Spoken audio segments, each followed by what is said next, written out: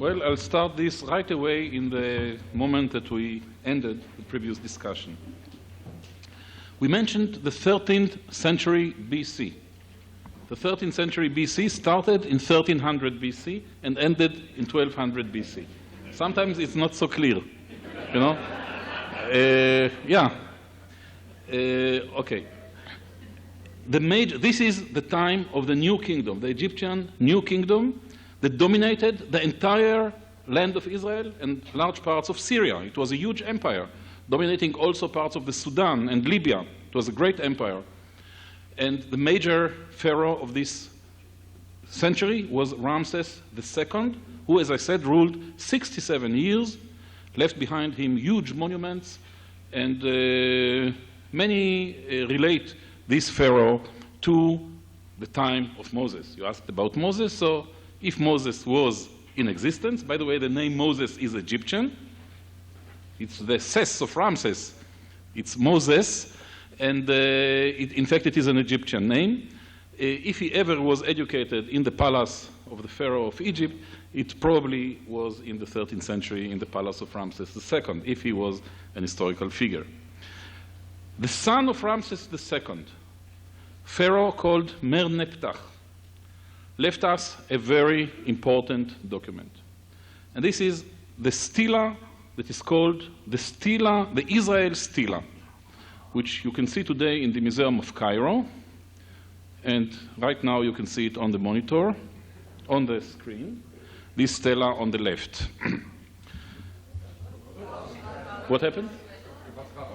Kafatz.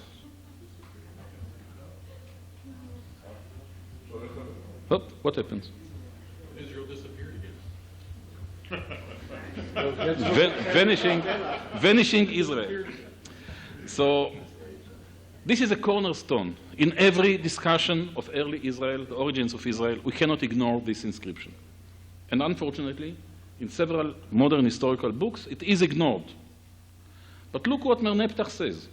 In his 6th year, in the year 1206 BC, or 1207 BC, in the year 1207 BC, just to give you just the time scale, you know, because you know that many of you, all these BC, you know, centuries are not exactly in.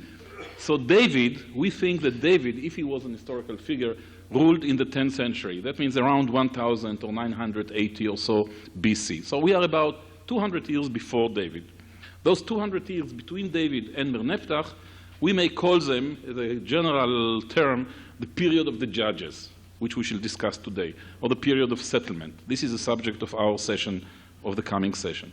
Now, at the beginning of this age, the end of the 13th century, at the year 1203, we get this inscription by the successor of Ramses II, written in poetic languages. It's a poetic text, in fact, which describes a military raid against Canaan. The first part of the inscription deals with a military raid against Libya on the west, and then he turns into Canaan, in which he mentioned 3 conquered cities: Ashkelon, Gezer, and Yenoam. I don't have here the map, but Ashkelon is on the south, Gezer in the middle of the country, and Yenoam somewhere in the north. We don't know exactly where it is. Each of these city names was marked. The Egyptians used to have determinatives. That means small sign which explained what is the meaning of this name. When they wrote a name of a city, they drew a little city wall. So you know that this is a city. And after that, we have the text. You can read it here. Ashkelon and Gezer are taken. Yenoam is made to nothing. Israel, this is English translation, of course, but it's very clear in Egyptian, the name Israel appears here, is laid waste and has no grain or seed, it can be translated. Haru, which was a title for the land of Canaan, has become with widows. All lands are pacified and everyone is bound. This is the only mention of Israel, the name Israel, outside the Bible prior to the 9th century BC. In the 9th century, we shall find again the name Israel appears in several inscriptions. 350 years later, and this mentioning of Israel in the late 13th century is a problem, is a riddle. Because if all these theories that we hear today, that the Israelites emerged on the stage of history much later, and has nothing to do with the late Bronze Age and so on, what is this Israel here? And if you read some modern interpretations and books, you will see that they try to eliminate, to minimize the importance of this inscription. But the name Israel appears here, and it also has a determinative, a definer.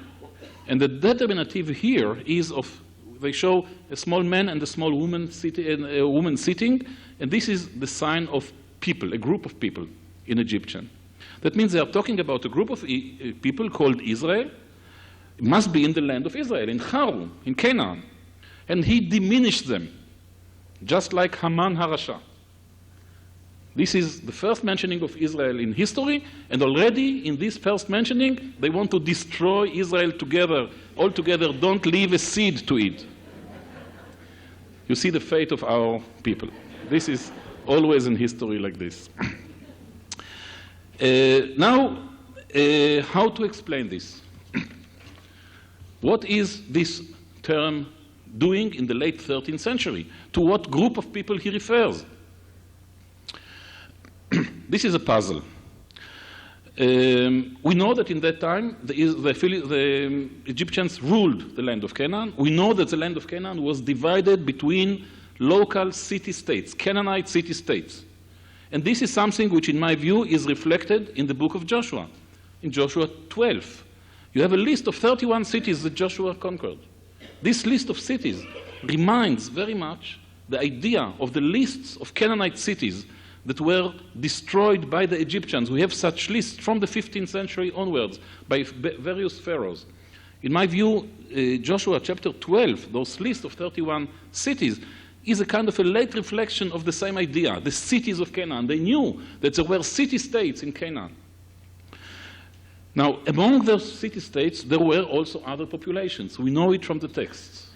Professor Finkelstein mentioned the Habiru, Apiru, people who lived in the country, but they were not really citizens of the cities. They were also the Shasu, mentioned in the Egyptian texts, people who were kind of semi-nomads in the deserts around the land of Israel, in the Negev, in the Sinai, in Transjordan. So, to whom this Israel refers?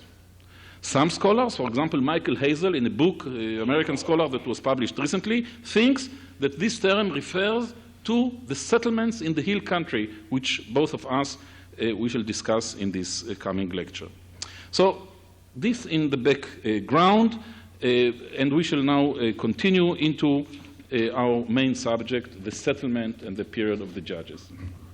When we turn to the book of Judges, it has many stories, beautiful stories. You remember them on those judges, the saviors of Israel, like Samson or Gideon, and so on and so forth.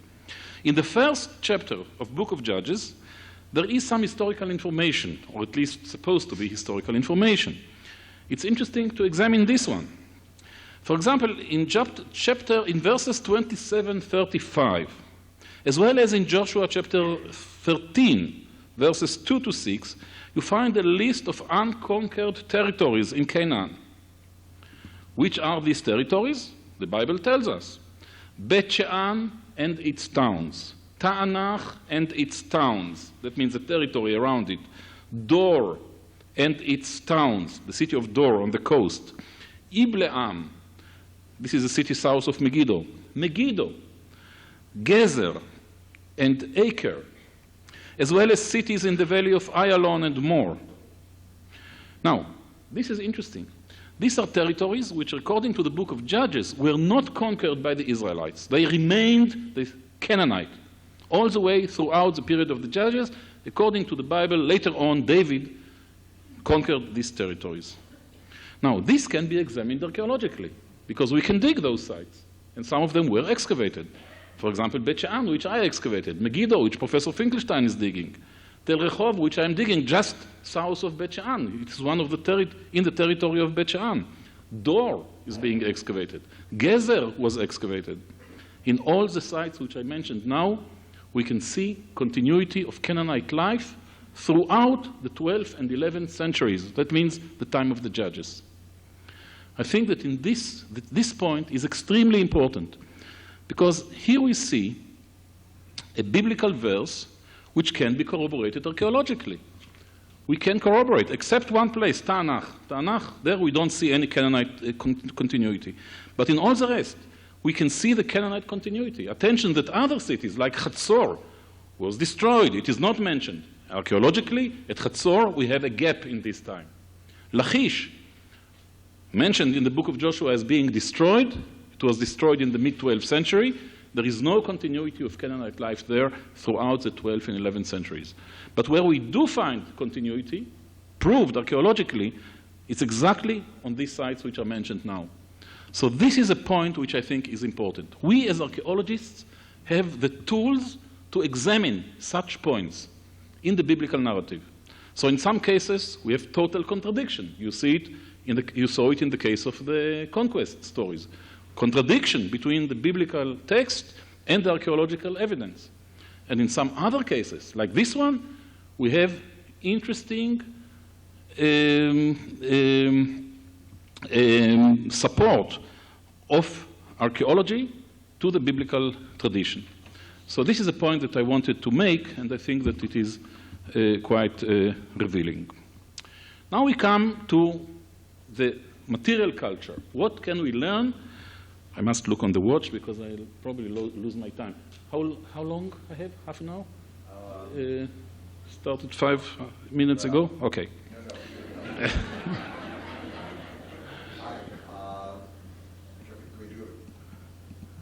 No. You say. Did you say? Please? Did you say ask for 35? No, altogether about 30, 35, yeah? 30 would be fine. 30? Okay. All right. Research over the last 50 years, using the modern methods of intensive surface surveys, ecological studies, comparative ethnographic studies, has facilitated a better understanding of the settlement process involving the Israelite tribes.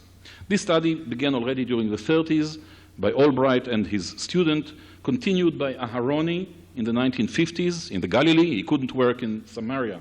This was a territory under Jordanian control until 1967. But after 1967, when these territories, the hill country, the core territory of Israelite settlement, according to the biblical narrative, were open to Israeli research, much work was done. Right after the 6 Days War, I was one of those members of those teams. We made fast survey because we were sure that after 3 months we give all these territories back to King Hussein. So we made very fast survey. This was published in 1972.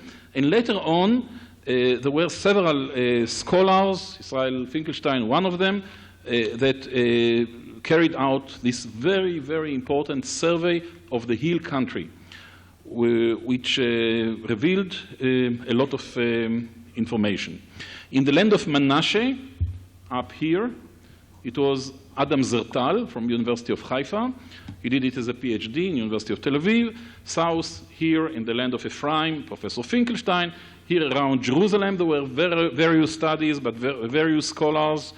And south in the Hebron Mountains, another scholar by the name of Avi Ofer made some work. In the Galilee, work continues here by various scholars. And also I should mention surveys by German scholars in the land of Gilead, here, the northern part of Transjordan, where according to the Bible, the half of Manasseh, the half of the tribe of Manasseh settled. In all these territories, there were discovered about, I think, 250 sites, which were new sites, founded on bedrock in many cases. Most of them are small, 1 acre, 1.5 acres, 2 acres, 2 acres, and so on. This picture of settlement throughout this mountain, this hilly terrain, is of great importance because it really indicates a new settlement in this area, and many scholars, of course, identified it as the Israelite settlement in this area. I'll not get into details. This will be published in the paper that will appear.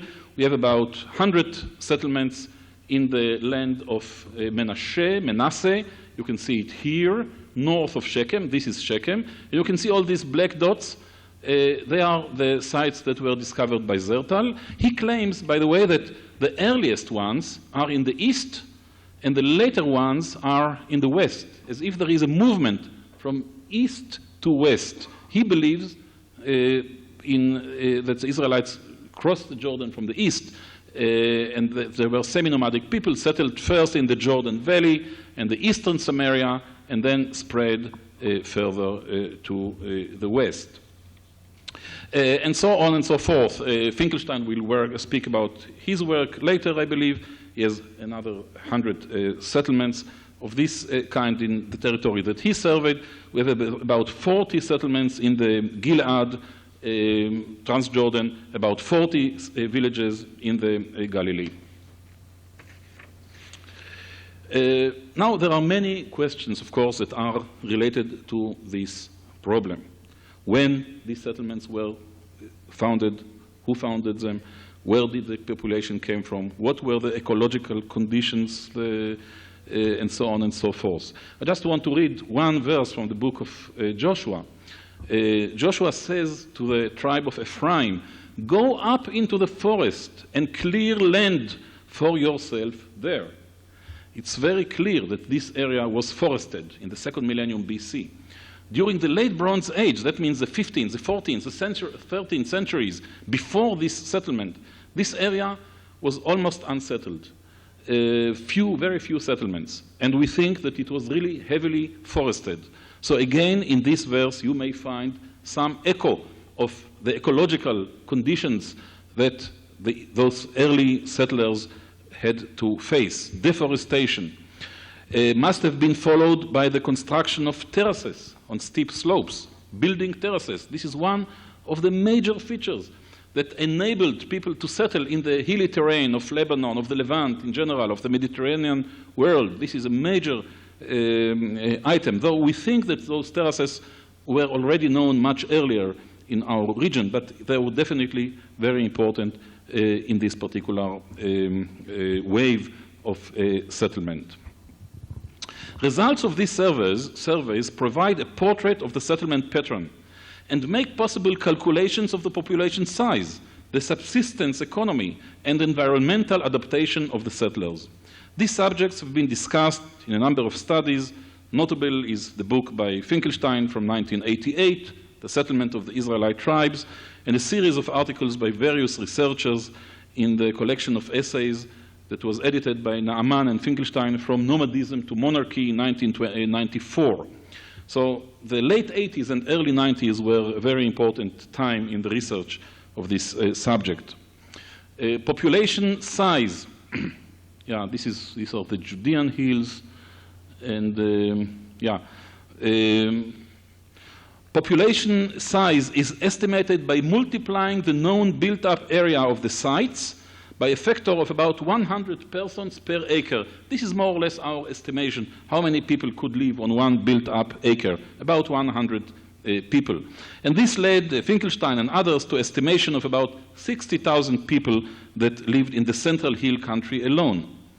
Yet this number is valid only on the condition that all the sites existed at the same time and that their size estimation is correct. And both these factors remain somewhat uncertain, and thus this population estimate must remain tentative. Many of the settlements were deserted at the end of the 11th century and at the beginning of the 10th century. That means with the emergence of the monarchy. Some of them were not resettled, and others developed into towns and cities in the later period of the monarchy. This change in settlement pattern must have been related to the growing concentration of population and urbanization related to the emergence of the monarchy from the 10th century onwards, of course. So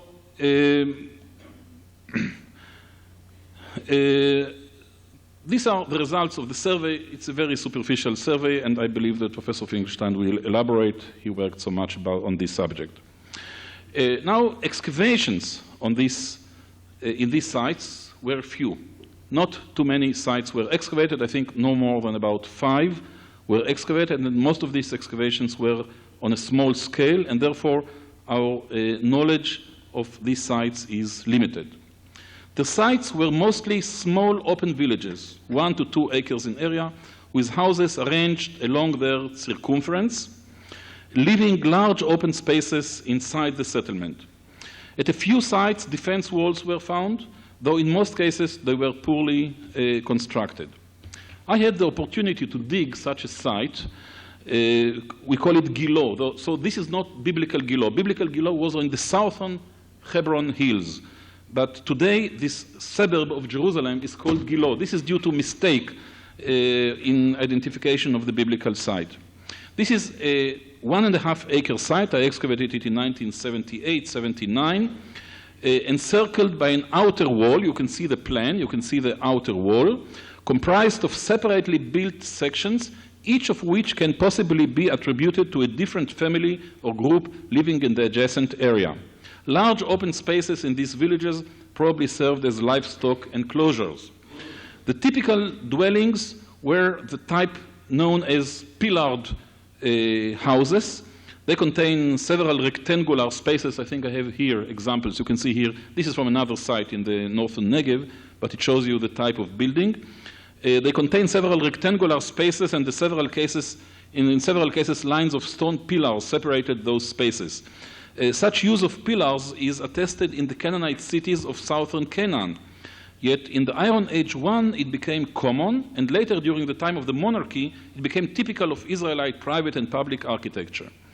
The more elaborate form that you see here on this plan are called 4-room houses, which became common from the 11th century onwards. It is rectangular in shape, and the entrance usually leads to a central rectangular space surrounded by rooms or pillars or porticos on 3 sides.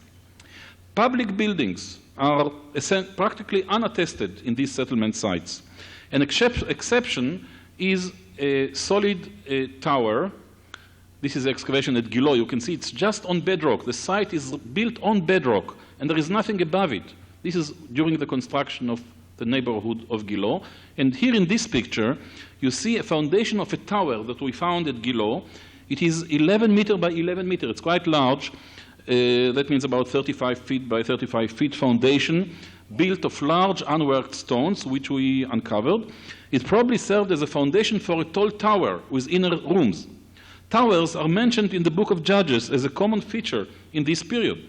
For example, at Shechem, where the tower is identified with the city temple, at Penuel, at Tevetz, and other places. But it is surprising to find such a massive example at the small and remote site of Gilo, south of Jerusalem. And its discovery adds a new dimension to the character of the Israelite settlement sites in the hill country. Such a tower must have been intended to be the settlers' stronghold in case of attack. In the case of Gilo, which overlooked the valley of Rephaim and Jerusalem, the potential threat was Jerusalem, which according to the biblical sources remained an unconquered Jebusite or Canaanite city until the time of David. But there is also an alternative suggested by a scholar from the University of Chicago who thought that maybe Gilo is a Jerusalem site, a site owned by the Jebusites of Jerusalem. So we have here 2 possibilities. William Albright, followed by Aharoni, stressed the importance of plastered cisterns. These were invented, according to them, as a new feature by the Israelite which facilitates settlement in the hill country. And for many years, the cisterns were cited as one of the major features that enabled the settlement in the hill country. But now we know that this is not so correct, because cisterns are known many centuries before already. Also there are several sites that were excavated and we don't find any cisterns there. For example, at Gilo, we didn't find any cistern. And the water supply, many of those sites are remote and far away from any water supply. Adam Zertal, who did the survey on the north, in the land of Manasseh suggested that the water was brought and stored in huge pitoids, those large jars that we shall see soon. There is also the feature of stone-lined siloi, like this one that was excavated and published by Professor Finkelstein in Izbet Tzarta. This is a small site. Well, he will speak about it, I believe. These are also a very important feature because they show us that these people could store grain, and they made the calculation in this publication that the quantity of grain required by the local population of the site was smaller than the quantity that could be stored in this silo, and this gives us some idea about possibilities of trade in surpluses and so on. The daily artifacts in these hill country settlement sites included simple pottery vessels and various grinding stones used for processing food. The pottery assemblage is usually limited to a few forms, mainly those essential for basic subsistence. There are medium-sized storage jars used for carrying and storing liquids, such as oil and wine, cooking pots, and a limited selection of other shapes. The vessel forms are similar to those used by the Canaanites of the lowlands, yet the Canaanite assemblage was much more varied and included painted decoration, which is totally lacking in the hill country. The assemblage as a whole differs widely from that of the Canaanite Philistine culture of the coastal plain and from that of the valley of Jezreel. For example, where I excavate now at Tel Rehob, we have a totally different pottery in the same period. An exceptional vessel that was very popular and very important for this study is a large kind of pitos known as collared rim jar, because it has a small collar on the rim, on the neck below the rim, which could hold as much as 80 liters of liquids, probably water. These vessels, this is from Gilo, this particular one, these vessels have attracted the special interest of archaeologists due to their specific geographic distribution. At the end of the 13th century, exactly at the time of Merneptah, they appear for the first time. They were popular at certain coastal sites as well as in Transjordan.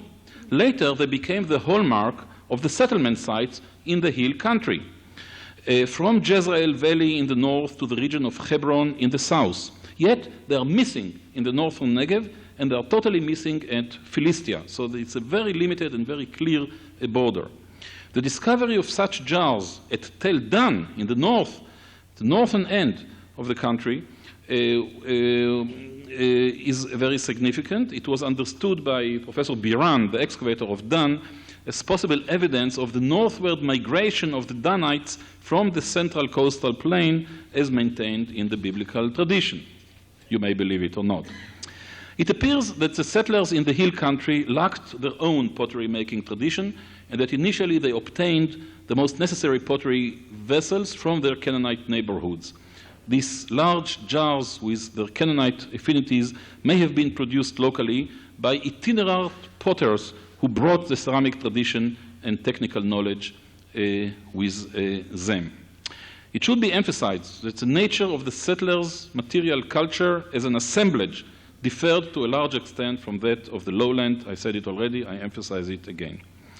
Religious practices of the hill country settlers are only meagerly known. In the biblical tradition, Shiloh was the main religious center of the Israelites on the eve of the monarchy. It was the location of the tabernacle, and the biblical sources, in fact, seem to this is the site of Shiloh, excavated by Finkelstein, in fact seem to mention a temple that stood there. Shiloh has been characterized as a small town that was destroyed by heavy conflagration, perhaps the one remembered in the biblical tradition. This conflagration in Jeremiah chapter 7 and chapter 26 was recollected, in the Israelite memory for centuries, until the 6th century, as a traumatic event. But when we dig the site, we can see that this destruction occurred in the 11th century. That means about 400 years before Jeremiah, and is still recalled in the 6th or 7th century. This is an example for what you asked about memories. Yes, they had these memories, recollections in the biblical tradition of very ancient events. No remains of cult center at Shiloh could be recovered, since the central part of the site was thoroughly destroyed by erosion and Byzantine structures. But the excavations revealed some evidence of a cult place in this site already in the previous period, in the late Bronze Age, in the Canaanite time, that might have served nomadic tribes living in the vicinity.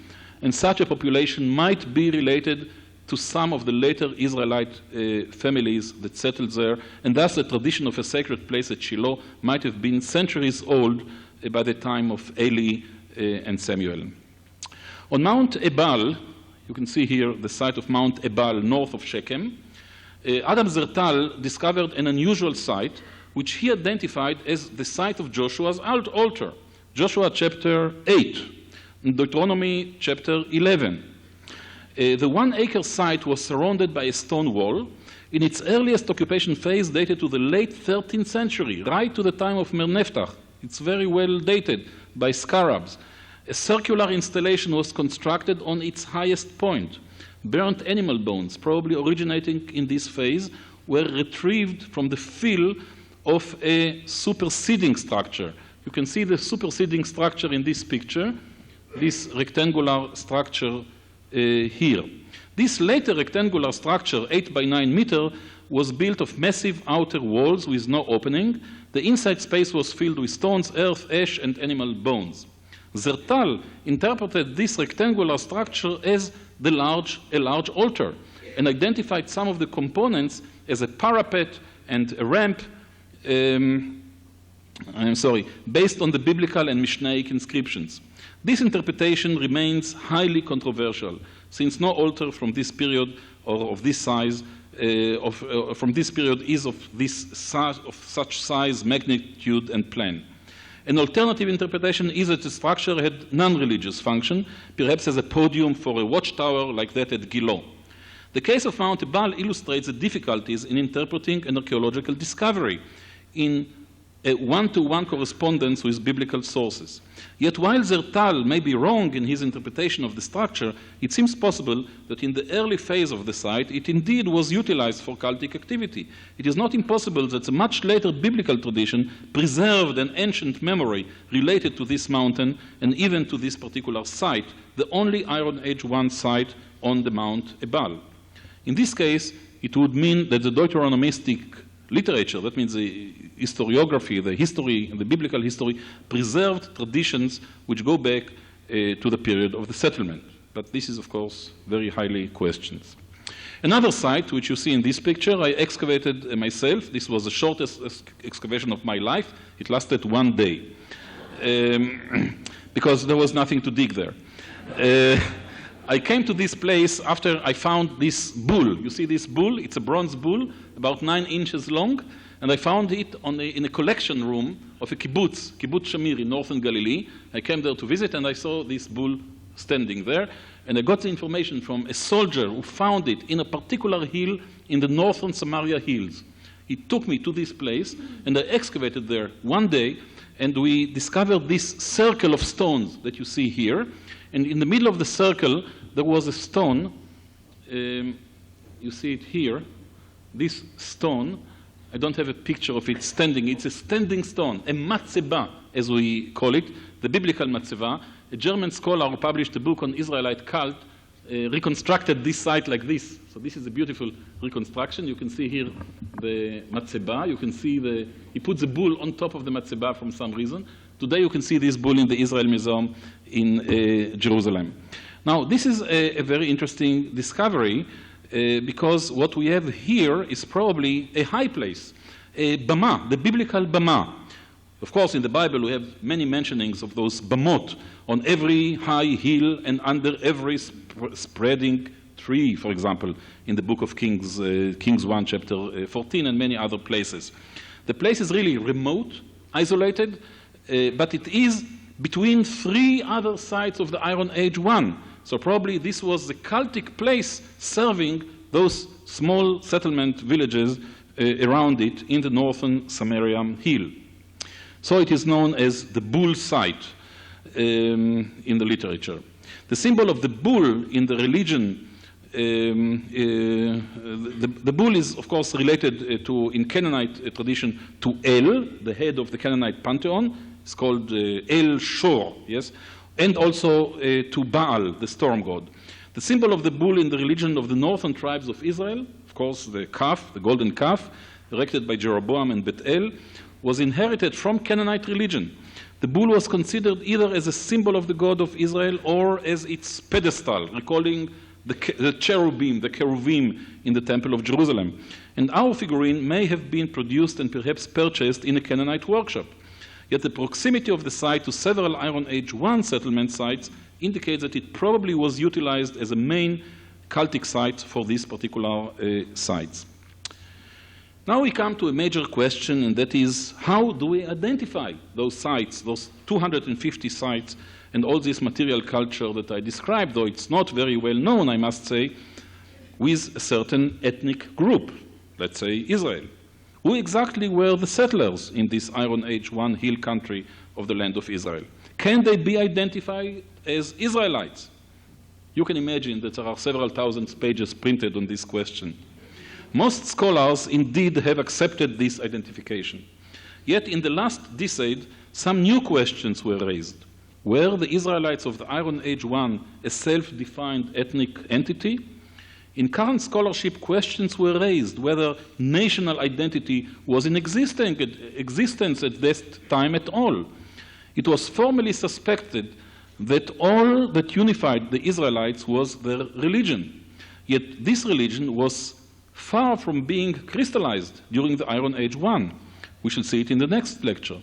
It was thus questioned whether the settlements described here should be attributed to a single ethnic entity or are just the manifestation of similar socio-economic changes in the modes of life resulting from the collapse of the previous Bronze Age economic and political systems.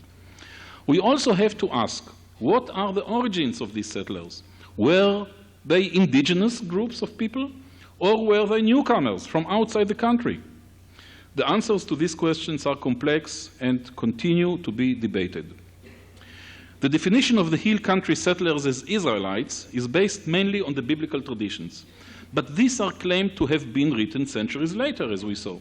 Consequently, defining a distinctively Israelite material culture is a difficult venture, since it can lead to circular argumentation.